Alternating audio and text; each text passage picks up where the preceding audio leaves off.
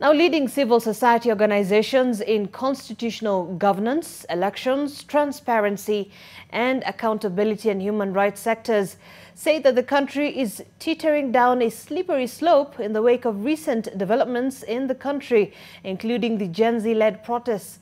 The organizations say that the government has interfered with the civil and democratic space, but has not done enough in the implementation of electoral reforms, which include the IEBC reconstitution, among others. On this end, in a joint press briefing, the civil society groups say that the recent protests led by the youth have exposed the country's disregard for democracy and the rule of law. In this regard, and while noting that despite the legal safeguards present, the Uchaguzi platform notes that serious challenges have continued to persist, which include authorities restricting civic space through abductions, unexplained disappearances, arbitrary arrests, and excessive use of force against protesters, responsible officers not held to account for impunity perpetrated, no justice for the affected families, victims, and witnesses threatened, and clear lack of empathy on the part of government. And also the freedom of expression has been under threat. They want action taken in accordance with the law for those found guilty of depriving Kenyans of their liberties. But even as some key opposition figures come to serve as cabinet secretaries, the civil society is warning that the opposition's watchdog has been compromised. And to enhance electoral democracy, they want speedy electoral reforms.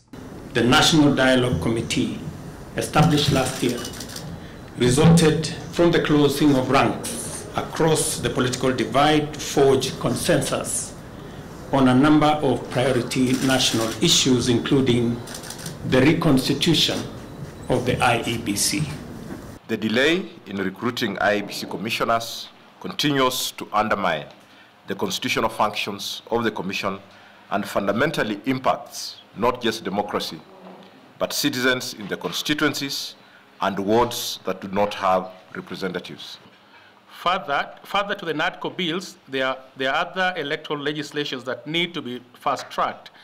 These include the referendum bill of 2020, the IEBC amendment bill of 2022 on the boundaries delimitation, and the Election Campaign Financing Act, number 42 of 2013, as amended in 2021.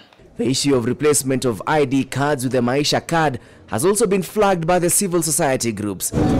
They note the need to address the litigation relating to issuance of ID cards so that citizens can continue to access government services and also exercise their democratic right to vote, with more calls to synchronize civil registry so that once one has their ID, one should automatically be a voter.